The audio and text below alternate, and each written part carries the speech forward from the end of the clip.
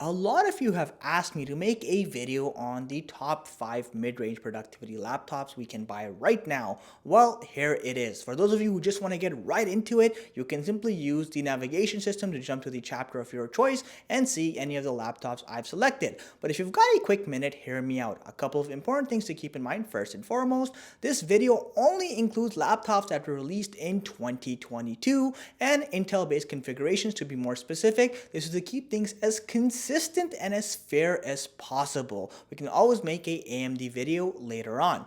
Another thing worth mentioning is this list is ultimately subjective, even though I have used objective criteria to rank these laptops.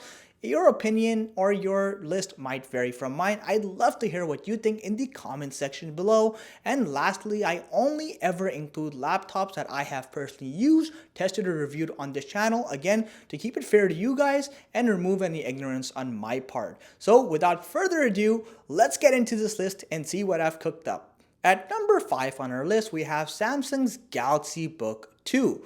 Now, the biggest selling feature of this laptop by far is its exceptional external build quality. The laptop has a nearly full metallic body, and it has a nice aluminum finish both for the inner chassis and the upper side of the laptop. On top of that, the machine precision trimming of the laptop makes it look so smooth yet elegant. I have to say it's by far the best feeling and premium looking laptop on this list. Some other good things about this laptop include out-of-the-box USB-C charging and a decent trackpad as well as keyboard, although unfortunately there is no backlighting on the keyboard as a standard feature, which is something that's pretty shameful of Samsung to do, and it's one of the only few mid-range laptops that still continues this practice.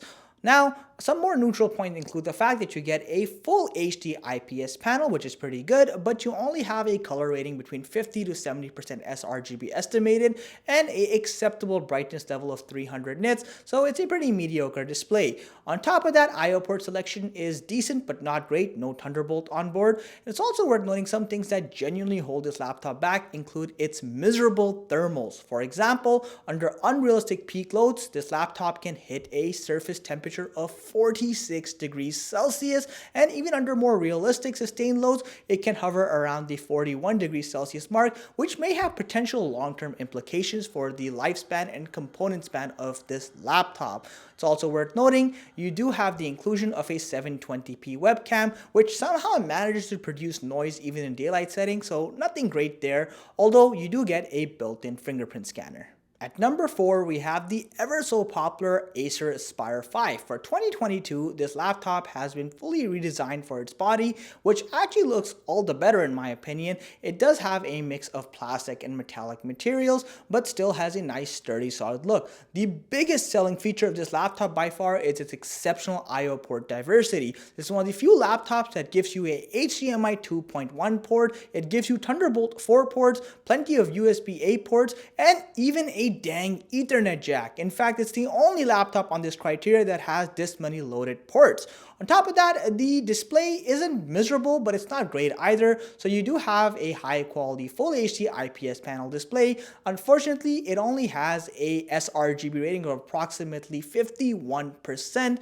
On top of that, a peak brightness of just 260 nits, which means glare will definitely be your enemy. It's also worth noting while performance has improved on the Acer Aspire 5, meaning you can do tasks like video editing, photo editing, and even the occasional gaming, you still have what I consider to be below average thermals, so much so that under unrealistic peak loads, we were able to hit up to 47 degrees Celsius surface temperature, and under more realistic sustained loads, a still relatively high 41 degrees Celsius surface temperature, none of which are healthy numbers for long-term lifespan. You do have the inclusion of a 720p webcam that is slightly better than what the Galaxy Book 2 offers. It's also worth noting this laptop has a pretty good trackpad as well as keyboard that does come with backlighting and a built-in fingerprint scanner as well. At number 3, by sheer coincidence, we have Lenovo's IdeaPad 3i. Now I'm going to start off with the ugly with this one. Now this is the second consecutive generation where Lenovo continues to use the exact same design, and this is the most dated looking laptop of the bunch. On top of that, I/O port selection is very limited with this laptop. You get no Thunderbolt to begin with, only basic USB-C ports, and you have a very limited amount of ports compared to most other laptops on this list. So at this point you're like, whoa, if this laptop is really all that bad, then how the heck did it end up at number 3? Well, simple. The IdeaPad 3i, despite its flaws, still has one of the best trackpads and keyboard you can find on a laptop, so much so that it blows a lot of premium laptops out of the market. Additionally, this thing comes equipped with a 720p webcam. However, it is significantly better than the other two laptops on this list. On top of that, performance on here is fantastic. Whether you get the i5 or i7 configuration, you'll be happy to know that photo editing, video editing, programming, as well as even light gaming are all possible on this laptop, and you get fantastic thermals at that. In fact, under absolute unrealistic peak loads, this laptop will hit a surface temperature of 44 degrees Celsius. But when you do more realistic sustained heavy load activities, you only go up to 37 degrees Celsius, which is a very cool number and shows high levels of heat efficiency. On top of that, this laptop does have a built-in fingerprint scanner, and the display unfortunately is pretty mediocre now. So you do have a full HD IPS panel, however you only have a 51% sRGB rating but an acceptable 300 nits maximum brightness. Some goodie points do also come from the fact this is one of the few laptops here which you can configure with a touch or non-touch display depending on your personal preference, but there's plenty to like with this laptop. At number 2, we have the HP Pavilion 15 laptop. Honestly, I was as surprised as you are right now as to why this laptop is so high on the list, but it really deserves it. So first and foremost, you have significantly improved build quality compared to previous generations where you have more and more metallic finishes, including on the inner chassis as well. But not just that, it feels solid and sturdy at the same time. Unfortunately, I/O port diversity is quite bad on this laptop, no Thunderbolt based ports, and you have a very limited amount of I/O ports to begin with. But still, despite that, you do have a high quality trackpad and a decent keyboard that at the very least does have backlighting and reasonably spacious keycaps and a great overall layout as well. But not just that, while you do have a mere 720p webcam, it's still pretty decent for what it is. It actually beats most of the other laptops on this list in terms of that quality. The real MVP with this laptop that makes it rank so high is the fantastic performance you get with this machine despite being a U-series level configuration with i5 or i7 builds.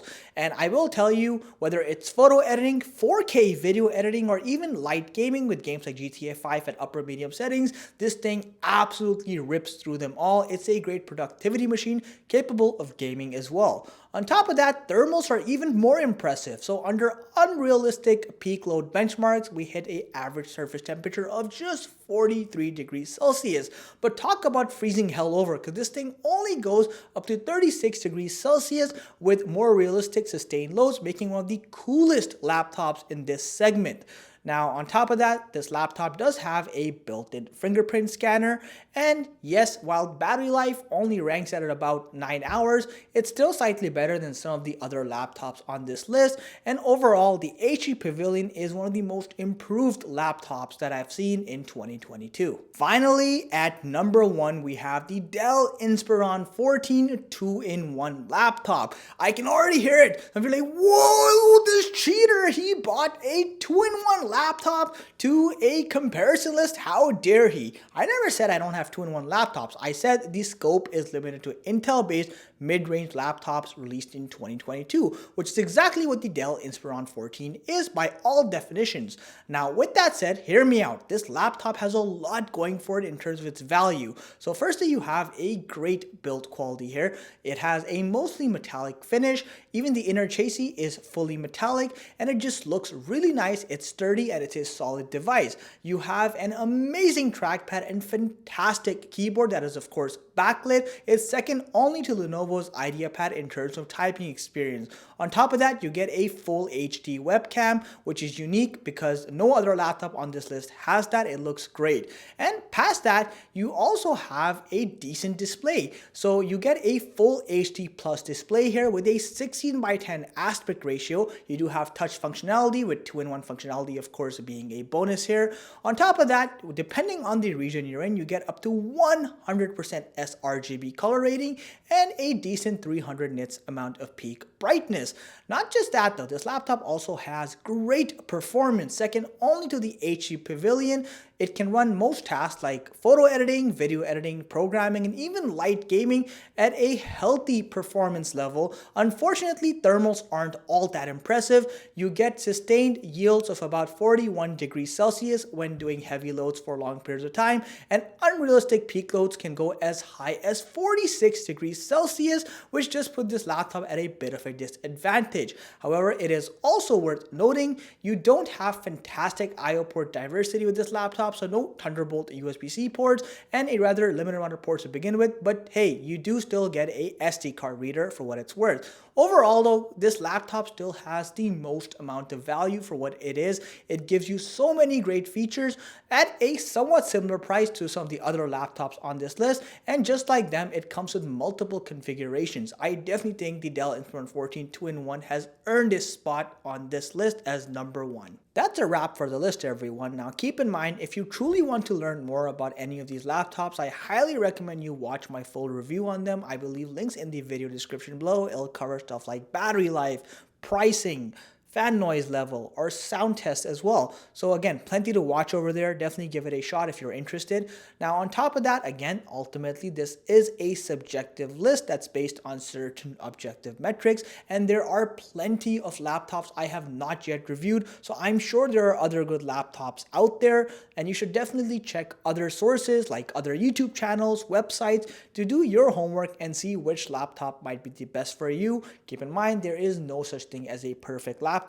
There's only the right laptop for you, and ultimately only you can make the decision. My job is just to make it a little bit easier and help you see what you might be missing otherwise. If you guys enjoyed this review, make sure you hit that like button and sub to our channel. It genuinely helps us grow and it means the world to me as well. Thank you again for watching. Catch you in the next one.